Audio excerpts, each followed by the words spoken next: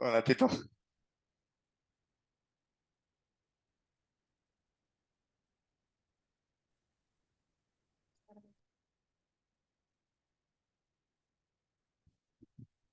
Perdón, estaba en mute, estaba hablando y no pasaba nada. No te preocupes. Gracias por unirte, viejo. No, pues un gusto. Aquí estamos. Oye, ¿te parece si lo hacemos en inglés? O sea, tenemos miembros de todos lados, entonces creo que mejor en inglés para que, digamos, todos entiendan. Most definitely. Welcome, everybody. Thanks for joining us. Welcome, Do-do. everyone. I think we can go uh, ahead and get started. So, first of all, thanks for joining, Tito. I know you have a very busy schedule, so I appreciate it a lot. This is our second edition of Landa Talks. So what we basically do is bring in experts in their respective fields, in your case, B2B sales, to give us a little insight on their journey, maybe share some practical tips and sort of give more insights into the whole independent journey. So I think a good place to start is maybe if you could give us a little bit about your background, your career, so we can frame the conversation better. Yeah, for sure. So I'm Tito Bohrt. I'm CEO at a company called Altisales. We're a sales development, outsourcing, and consulting company. And I've been building enterprise business development, sales development teams for the last 12 years. I have a little bit of a advantage against the rest of the market. I graduated from Duke University with a degree in decision neuroscience and behavioral economics. So I really understand kind of like human psychology and how to drive decision-making processes, how people kind of like think about business, how to create, I don't know, little biases and heuristics that allow us to make people more comfortable with buying certain solutions. And therefore, I've used all that knowledge to both grow my own company, but also help my clients grow their companies. And yeah, I don't know. I've hired and trained, hundreds of BDRs, and it's been a fun journey. Nowadays, I also do a little bit of investing in companies that are, mostly tech-oriented B2B. Yeah, it's a fun time. So that's me. Thanks for that, Tito. I think a good place to follow up on or your career is to actually ask you about how you got your first client. I know we talked about this a while ago, and you sort of started. It's a two-part question. You started as a one-man operation, as I recall it, and then you grew from there to what Altisales is now. So it'd be interesting to hear again how you got your first client, to demystify that for our members, and also maybe share a bit about your journey of growing from a one-man consultant to what Altisales is right now. Yeah, for sure.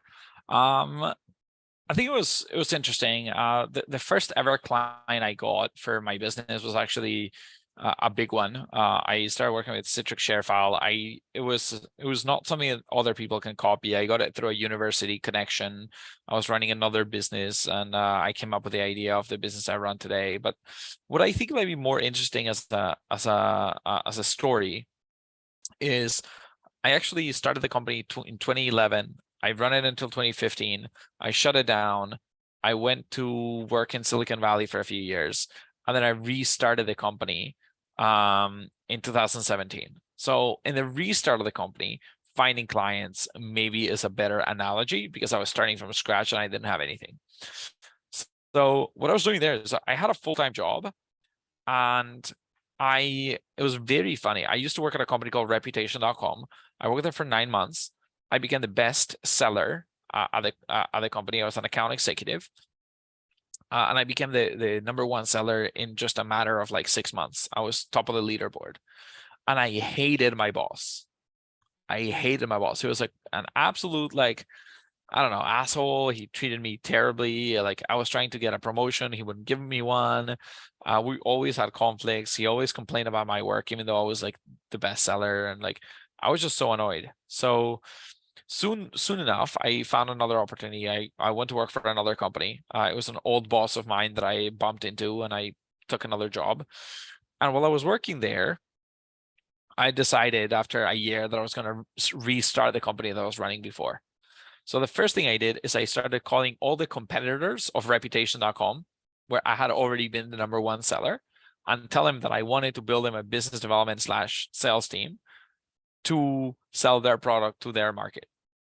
And it was super like simple actually, because I already had success with selling that product to that market. I actually got another company called Chat Meter to take me up on that.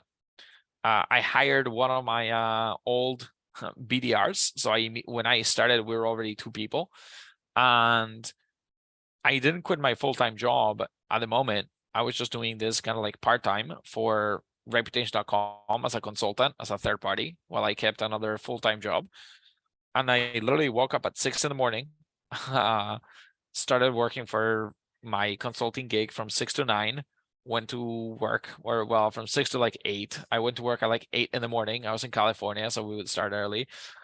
Worked from 8 to noon. At noon, I would go home, put an hour worth of work for the consulting company, go back to the office and work another 4 hours until 5 p.m. And then at 5 p.m., I'd go back home and I'd work another maybe 2 or 3 hours. So it was a complete grind. It was crazy, but I think the biggest hack or easiest way to start your practice, if you're in the early days, is for sure to try to look for competitors of companies that we worked for before. And if you were really, really successful and you can prove it, it's not going to be hard to have them hire you as a consultant. And especially nowadays, a lot of companies are trying not to pay taxes and benefits and insurance and all these like extra perks to employees.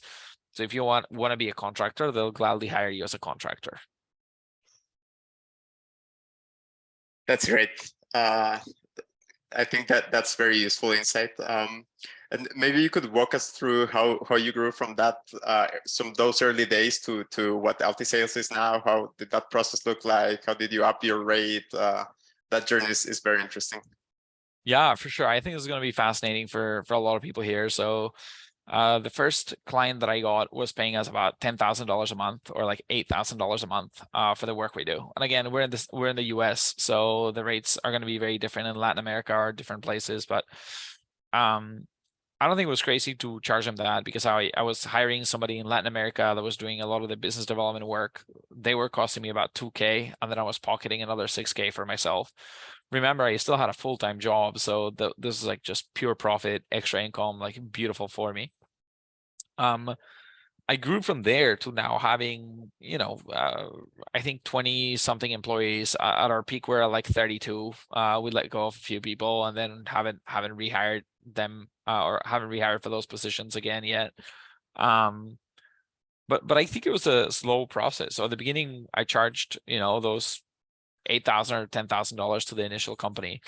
Started doing some work, and what I was really working on doing is, there's a really good book that I recommend for anybody who's starting their own practice called The E-Myth. I think the full title is The E-Myth Revisited. It's a white book. It's a white cover with a big letter E on the cover. And it really teaches you that you can either work in the business or you can work on the business. That's the biggest takeaway. But I think that a lot of the stories there are really, really helpful. And what you got to focus on is working on your business, not in your business. So I started building a lot of the processes that I was going to then hand off to other people that didn't need to have my skills or my knowledge in order to accomplish the task and do it 90% as well as I was doing it. So the first client I charged 10K. I was doing a lot of my reporting on like some really crappy Excel sheets. The second client I charged 11K, the third client I charged 13K, the fourth client I charged 15K. Then I signed, I don't know, 2, 3, 4 more clients at 15K. And you got to remember that these are like churning while new clients are coming. So I had a 10K, and then I signed the 11K client. As soon as I signed the 13K client, the guy that was paying 10K was leaving. So now I went from 10K to 21K, and then I went from 21 to like 24K. And then like I tried to look for another at 15, and then I got one at 15, and I had 3 at the same time. And then like the 13K left. So I still had the 11 and the 15, and then I signed another one at 15. So like my revenue kept going up and up and up and up very slowly. Sometimes there were like big spikes, and then like it would go up and down, but I managed to grow the company to, you know, at our peak during the pandemic, we were making about $6 million in revenue a year with like 30 employees, so incredibly profitable. I'm running a good operation, but it's also because like we had such a big competitive advantage in the market, because for the services I provide in the world of sales development and business development and pipeline generation, nobody does it as well as we do it. So I spent a lot of time working on the business and creating a very differentiated offering, where when I explain to people exactly how we operate and what we do, yeah, like it's awesome. Like people see it, relate to it, and they say, yeah, this is cool. This is exactly what I want to see. And it worked really, really well. So it'd be cool. I'm not monitoring the chat actively, but it'd be cool to like get people's perspective on the chat. Like, where are you at in your journey? What other questions do you all have? How can I help you as you continue to grow? And what else do you want to hear? I've been at this since 2017, so this is year number 5. It's not easy, and I'm diversifying my offerings. I started with purely kind of like sales and outsourcing. Now we do consulting. I started investing in 2019 because we're just so profitable that I had a lot of cash on the side and I didn't know what to do with it. So I started investing, which is really cool. Now I'm building a software offering, which is about to be released in like 3 weeks. And I'm redesigning my website. So it's now gonna do outsourcing, consulting, audits, and software. And it just provides like a really nice lifestyle where the software like is very little maintenance. It's not a high price product, but I can get, you know, $100,000 to $500,000 a year in income from that directly from software with very minimal work. It's probably going to cost me $50K to maintain a $500K revenue engine there. And then on the sales of an outsourcing, you know, probably a 3 or 4 or 5 million.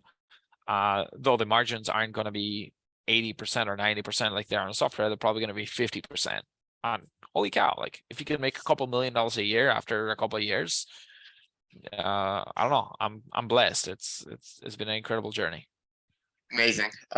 We'll leave space in the end for open questions. But I guess you brought up an interesting topic, which I wanted to ask you about. So a lot of members in the community ask about whether they should charge for their work in cash, right? Cash is king, or whether they're leaving too much on the table by not taking in shares of the company, right? And charging a little bit in equity. I know you have a very interesting model at Altisales, which is an intersection with VC. So that'd be interesting to, if you're open to share how you go about that. I think that's a very interesting approach and pretty much solves this problem. Yeah, 100%. I think it depends on what stage of company you're working with, right? Like IBM has been one of our clients. At one point, they're spending a little bit over $1 million a year with us. I'm not going to ask them for equity. Come on, I can buy it on the stock market. And also, I'm making no influence on their overall revenue. I think we helped them close $67 million in revenue for IBM. And like the division we're working with are like, yeah, you guys are amazing, but at the end of the day, like their revenue is 3 billion, so like they don't care. So the way we structure when we're working with early stage startups is as follows: we have a price that is our list price for companies to work with us, but if you give us investment rights, we charge you a little bit less. We're going to give you about a 10% discount or 15% discount if you give us space in your round to invest the next time you raise money, which is really, really cool. The alternative is if you don't raise money in the next 6 to 12 months, we can give you a convertible note that has a 20% discount on the next round. So that way, you know, what I don't want to do is start charging for equity from the beginning, because if I realize that the company I'm working with, even though they hired me and I really trust my skills, the team inside is like not very productive. There's bad management. There's a lot of things that aren't working well. Like I don't want to take equity in a company that I don't believe in. So if I can just get equity rights, I'll give you a little bit of a discount. I'll give you a 15% discount for equity, right? And if I freaking love your team and I'm like, holy shit, this is a rocket ship. These guys are gonna like grow incredibly fast. Then I go back and I say, hey, I want to invest $10,000 or $20,000 or $50,000, whatever. I'm like, our ambition is to be a venture capital firm. So we ask for a lot. We ask for $500,000 worth of investment rights in their next round. But you don't need to start that high. Like you can start with like $10,000 or $20,000. And you got to be careful because you would need to be an accredited investor in order to be able to do that if you're in the United States. And you must have invested at least in a company or two and like understand a little bit of the terms, or just use a safe simple agreement for future equity from Y Combinator. You don't need to overcomplicate it, but also you can't be just naive and not do the due diligence and prepare and know exactly what you need to do. You can get yourself in trouble if you try to invest in early stage startups and you're not qualified to do so. Interesting. And I guess my question is, how has that worked so far? How's your experience been? I'm good. I'm about to invest in another client, a company called Relics. I think they're going to be a winner. They gave us the investment rights. We're going to invest about $150,000. And I think they're going to make 10x our money. I also invested in another client of ours, a company called Marpipe, really, really early on when it was just a founder and two co-founders. And the valuation that we entered at was a $2 million valuation, so quite low. Right now they're worth about 70. So obviously 2 rounds of dilution. So I haven't exactly 35x'd the initial investment, but probably 20x'd. So from 100K to, I don't know, whatever, like $2 million or something crazy. So that's absolutely insane. I also advise a company in Chile, Lirmi, which is a really, really cool company. I'm helping them recruit their chief revenue officer right now. They're paying me all in equity, $78,000 for just purely advising over a period of 1 year, just 1 call a month, super easy. The first 3 months we did a call a week and then a call a month. And then I have investment rights for another 150K that I can execute anytime until April. And I think I'm going to execute that too. And their valuation is, I think it's going to surpass now $100 million. So I'm super excited. Like if I can own a 1% of a company worth $100 million and then 2% of a company worth $70 million and 3% of a company worth $40 million, you know, like that's the idea. But what I would recommend for most people is at the beginning, make sure you have the cash and make sure you have savings. Like I can make 0 income for a year and I'm completely fine. That's when you want to start investing. Don't start throwing money into companies, especially with a recession coming, when you're like, God damn it, I'm only going to be able to go pay groceries, right? So like, be very smart about how you invest your money. That's very cool. I think that's very valuable for members. I have so many questions, so I'm going to switch gears a little bit. I know you touched on how you got your first client. It was through your network, which is very common in independent consulting. But at the same time, you're an expert in cold outreach, right? So I was wondering if you could share some fundamental principles of cold outreach or some valuable tactics that some of the members could use. I think that's super valuable too. Yeah, I think that in the early days, you gotta. Right now, there's too many companies and too many people that like just do a lot of like mass market outreach. So this worked really well in 2012, 13, 14, 15. I could grab a huge list, throw it into a mass email campaign process and just mail merge it, send the fuck out of it, and it worked. Nowadays, that's not working anymore. Like nobody's gonna respond. Everybody's blocking you. So you gotta be a lot more careful, and you gotta follow a much more like account-based marketing process. So I could give an example of like how to write a very good prospecting email or a little bit of like a cold call. It depends how tactical people want to get, but I think you gotta both email, LinkedIn, and cold call the people that you want to reach out to. You can do all of this with just HubSpot, which is a very low cost platform. You can also use Apollo. if you want the contact data included. Those are two tools that most companies start with. Nowadays, like I do this for a living, so like my company spends over $500,000 in tools and processes and data and all that stuff. We got plugins for Outreach.io and some crazy advanced tactics, but it's because we're trying to do it at scale. But if you're trying to find 1 or 2 clients, literally just like spend 5 hours figuring out who are the 10 to 20 companies you really want to work with, and spend some time like looking at like what are the roles they're hiring for, and just write compelling emails like, hi Pedro, I see you're hiring blah blah blah for XYZ and you're looking for X and Y skills.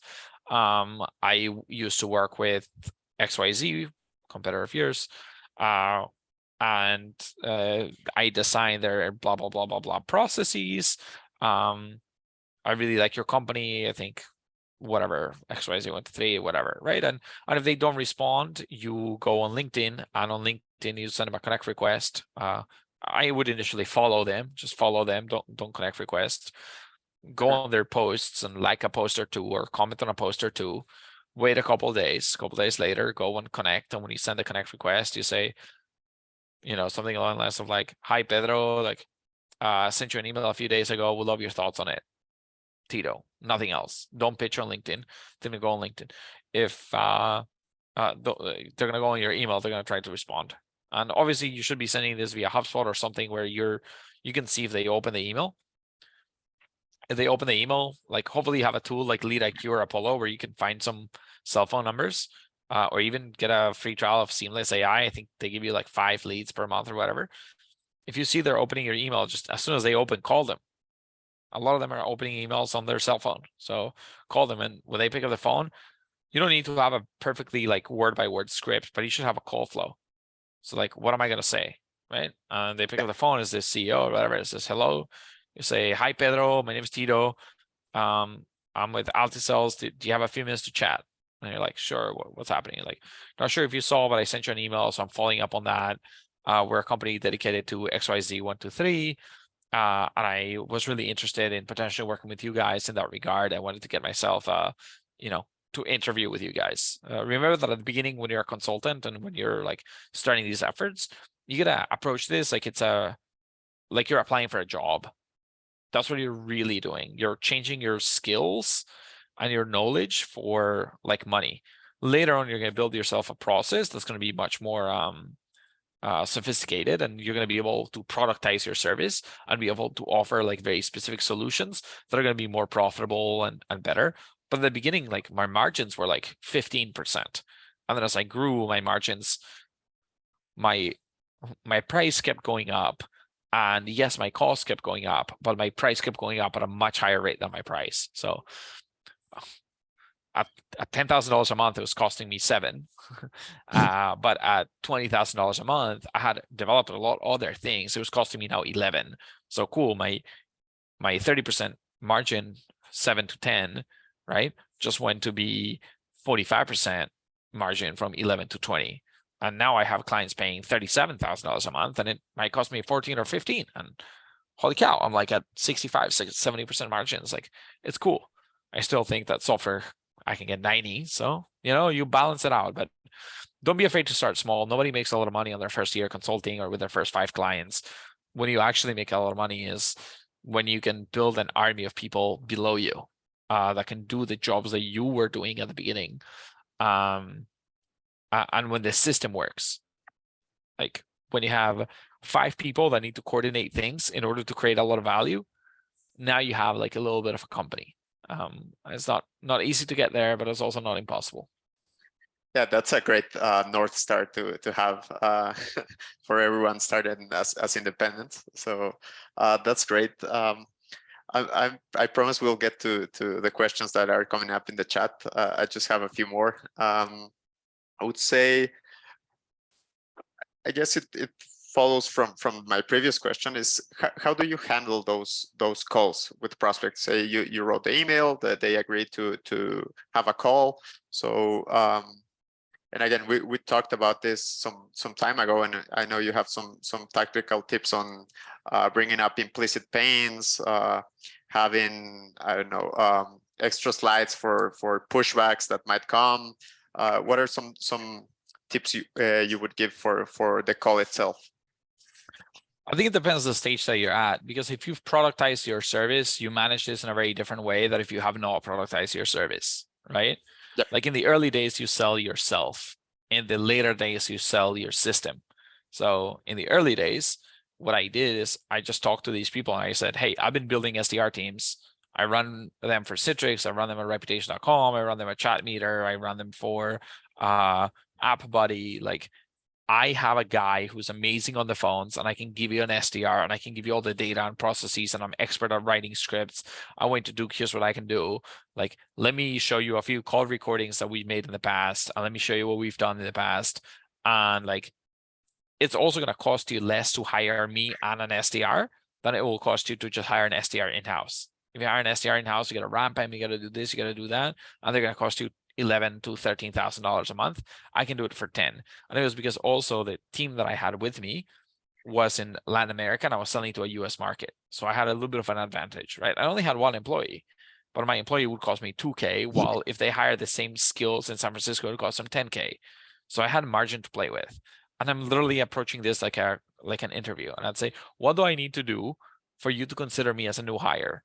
The beautiful part is I'm going to save you all the taxes, benefits, and insurance, because I don't need any of that. I'm just going to ask you to pay me via ACH or wire transfer. Pay me just like you pay all your employees every 2 weeks, every 4 weeks. And when they say, what's our contract? You say, we're going to just sign a contractor contract. Do you have any contractor contracts? Do you have any contractors that aren't full-time employees at your company? And just go with their contract. Like, don't worry about anything, right? Now, once you've productized your service, you gotta do the opposite. You gotta be educational. You gotta go and say, hey, Pedro, I know you're not even hiring, perhaps for, in my case, a business development team, but what I want to share with you is how companies have used business development teams to be incredibly successful. Can I explain this to you in 30 minutes? I don't think you're gonna need us immediately, but probably in the next 3 years, you're gonna need us at some point. Love for you to have my contact information and get to know you and see if at that point it makes sense to reconnect. And you're going to get some people to agree. And then what you're going to do is explain how the market is making mistakes in their go-to-market strategy. Like in my case, right? So I go and I say a lot of the and I'm happy to share a little bit of my screen and share my PowerPoint and explain how my pitch is today. If people really want to dive into how to sell productized services to a market, if that's important, I guess people can put it in the chat, and we can answer that as part of the questions later on. But yeah, you got to challenge status quo, and now you're selling a product rather than just pitching yourself as an employee or as a consultant or as a contractor. That makes a lot of sense. Thanks for that, Tito. I think we're gonna run short on time, so I'll just open it up to questions. I don't know if anyone wants to ask a live question, and if not, then we'll go to the questions in the chat. So anyone feel free to chip in.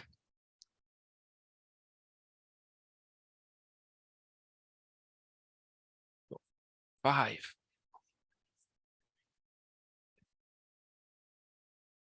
Okay, people, you ran out of time. We're gonna go to the chat. Meeting chat. Hi everyone, Tito. How do you go about prospecting, especially at an early stage? I think we kind of answer that. Like, we can talk very strategic or very tactical in that regard. Obviously, I went to clients, or I tried to first find the top 10 or 20 companies that I really want to work for. Then I figure out who are the people within those companies that I want to reach out to. I find them on LinkedIn. You can then use Apollo or HubSpot to Apollo or Seamless AI are two tools where you can they're cheap for data and whatever else, and then you can go prospect into them, and then call plus email plus LinkedIn. That should be a good winning combo. Be very personalized in your approach. Again, you're not trying to email 100 companies and see who bites. You're really trying to be very strategic into like the 10 to 20 companies that you should be able to get into, and it takes a lot of effort. Like, don't think that you're going to send 3 emails and that's going to be it. I think you're going to need a lot more like effort in order to be able to get in. How did I manage avoiding conflict of interest when you were starting out? And you mentioned you reached out to your ex-employees competition. Conflicts of interest. If you have a non-compete for your previous company, you will not be able to do what I did here. But most non-competes are not enforceable, depending on the jurisdiction where you live in. And then again, like if you used to work for Uber and now you message Lyft and you're gonna go work for Lyft, as long as you're not changing your LinkedIn profile to mention that you're a full-time employee at Lyft, Uber would never know. And unless you are like a VP level executive at Lyft, or that the market you're in is tiny, they're never gonna know. Like you can do consulting work. At the end of the day, also, if they were to hire you, like the worst thing that can happen is they can force the other company to fire you or threaten them with a lawsuit, but that hardly ever happens. Like these are just scare tactics. Like I haven't seen companies like go very, very hard against each other, unless again you are a very, very high level executive and you're working with two companies that are like very obviously like very strong direct competitors. But outside of that, like I don't know, I worked on reputation.com, I emailed chat meter took me on it. Like they don't care. I'm not gonna like blast it all over the web and tell everybody I'm a chat meter. Like hush hush. I wasn't like hiding, but I also was being careful about who I told. They were just a client, and my profile on LinkedIn just said I worked at Altisales. I was doing the work for Chat Meter. It's fine. Like, who cares?